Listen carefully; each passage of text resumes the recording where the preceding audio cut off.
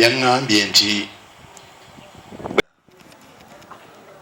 neŋŋandi singa kibadde wano abantu mineral water baalikaabye nnyo naye bali balyo batusinga wala Abafalansa naye baabagambye nti ebbaala tewali kuggulawo bw'oba osangiddwa n'omwenge mu njuyo era kunywere munda nga kutaasa ki bulamu kwegawe tuba twogera ku mbeera y'obudde tulowooza ng'ekintu ekiri ewala kituli kumpi ate kikwata ffenna eyatyoboola obutonde bw'ensi n'ataatyoboola ffenna tufuna obusungu bwayo. Omusosoloti omu abeera mu Nigeria yagamba nti when you tamper with the environment it must hit back. Obuuza bubuuza nti when togamba nti oba bunaakola revenge, just ask when.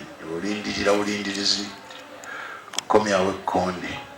Ebitundu byaffe bwe tuli ffe eri ewaffe mu Nnyendo ntera okuga nti kale omuntu nnemu atya okuyonja mu maaso g'edduuka lyange kuba nze nkolerawo obudde bwonna oba kanso tennajja oba ezze nze waakiri wano nyambawo.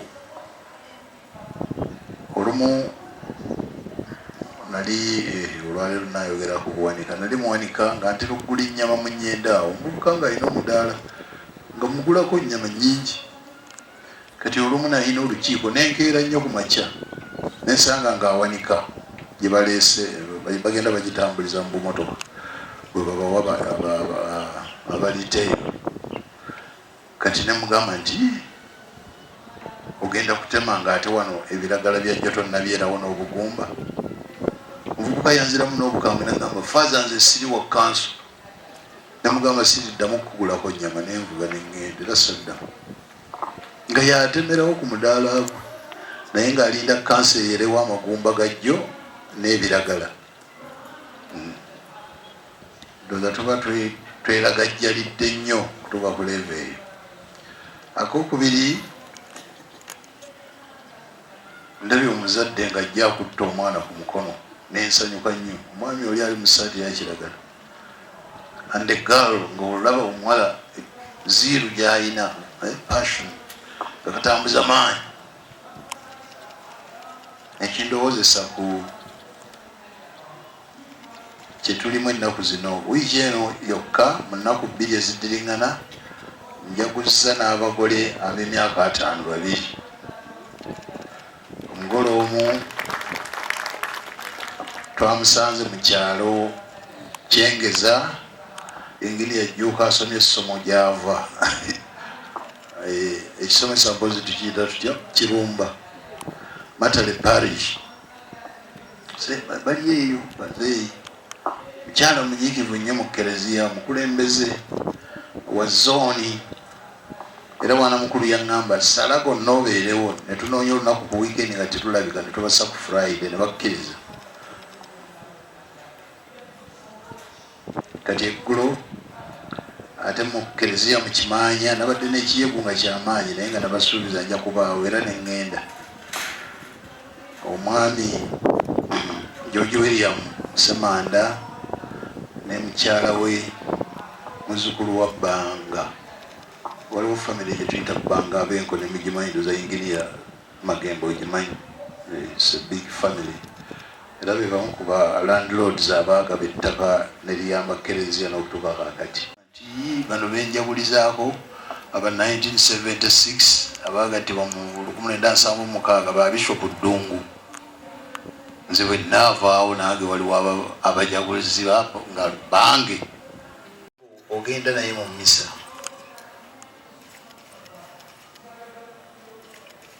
naakusookawo ne namuwongeka kannamuwongeka nakukutta erinnya nakola bakali awo kasanyufu newo mpozi olisaba gisito waliwo namwaya oli ritayadi jeno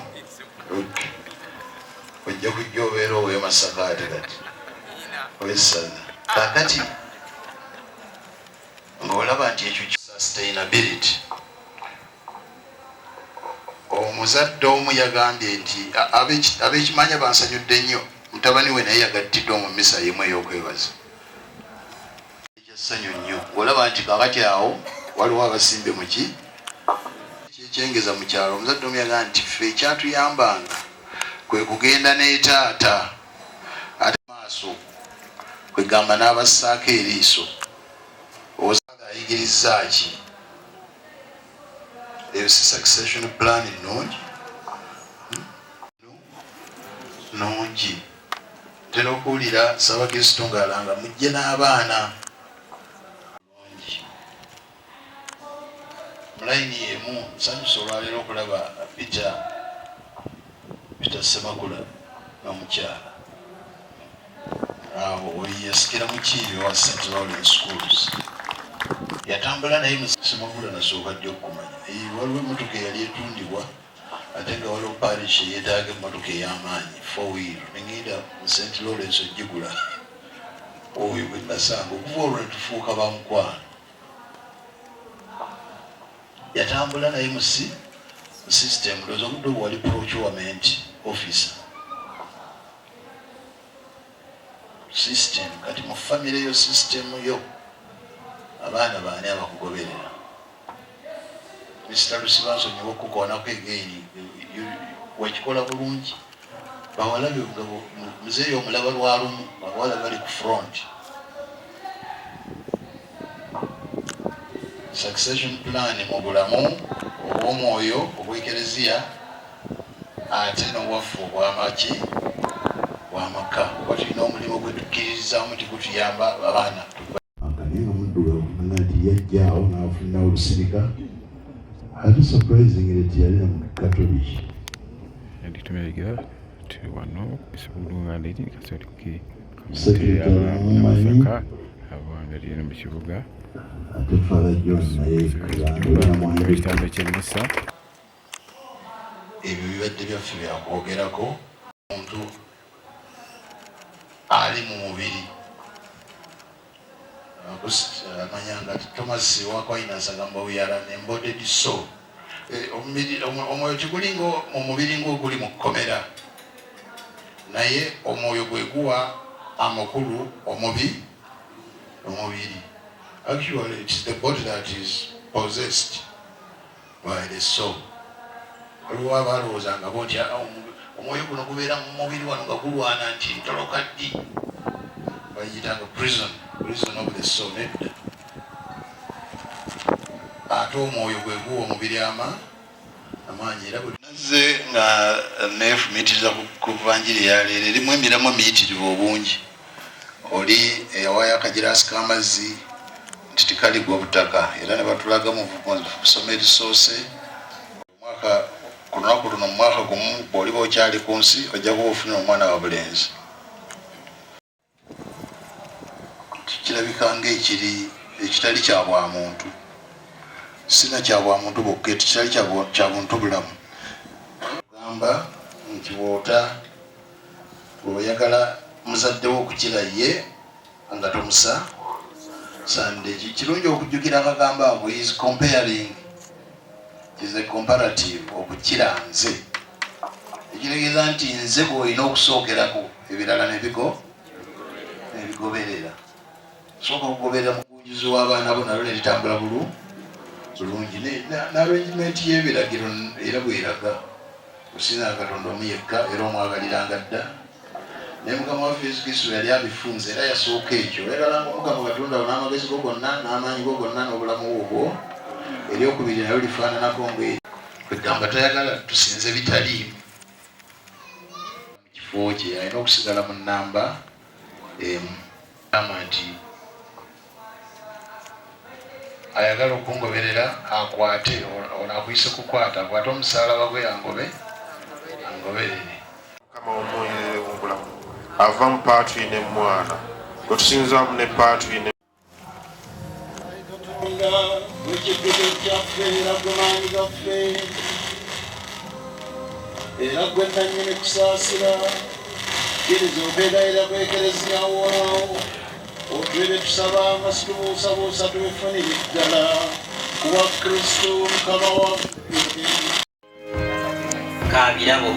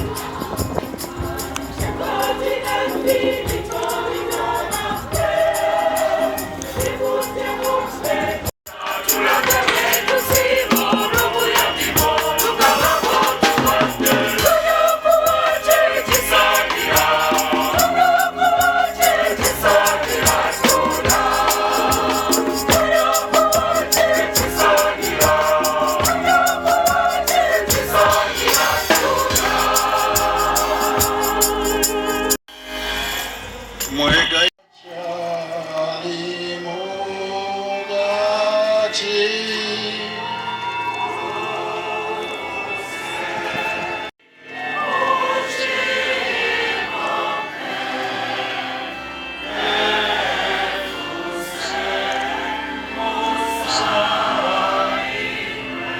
Yesu wenyagale kansembere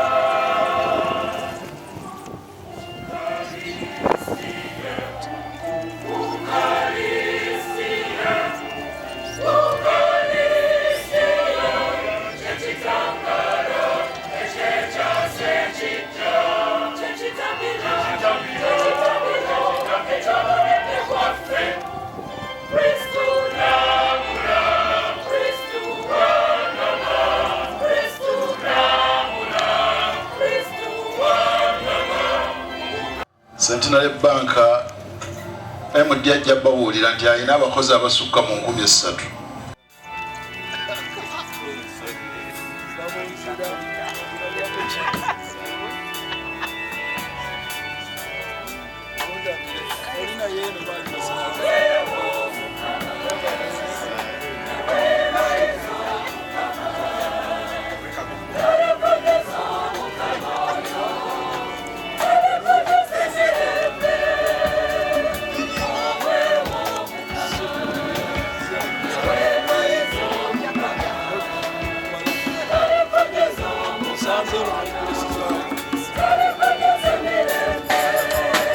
Pajikwali kumweleza nti try this kitongole atukuume abatunuliza amaaso amakkakkamu abasaasire akyukirenga gye buli bulijjo abawa emirembe olw'okulezebwa nnyaffe Bikira Maria kabaka w'abajulizi omukisa wa Katonda Omuzabulika Patri n'Omwana n'Omwoyo Omutuukirivu bake obusigale nammwe ennaku zonna. Misa ewedde tugende mu ddembe lya Kristo.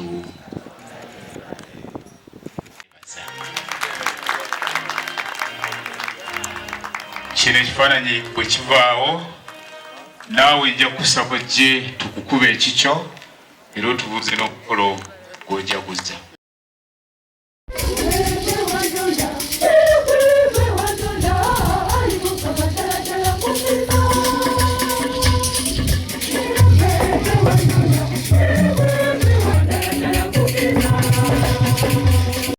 Ekirabo ekimutonedde olukiiko mukikyuse kitunuleko eno kuba ekifaananyi yoyo mukikubira engalo ez'amaanyi.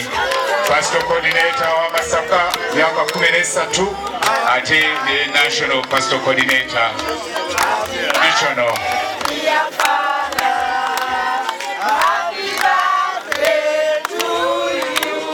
Akalulu Sisters kukolako mu nkola ey'obwasseruganda ey'okuyambagana ng'ate otodde akasente katono sinakindi n'okubeera nga tugendera ddala kusasula. Nsaba obubireko abantu era bakutuukirire ne flyers ozigabe. Nalongo Moses, Executive Director, Trinity Legal Aid Foundation, Uganda. Kino kitongole kya bannamateeka, ekitongole kya obwanakyewa tusangibwa Makindye emabega wa kooti y'Ekinnamagye wetusangibwa. Emirimu gyaffe mainly tutunuulira tuyamba ku bantu abatasobola kwetusaako buweereza mu nsonga mainly ez'amateeka.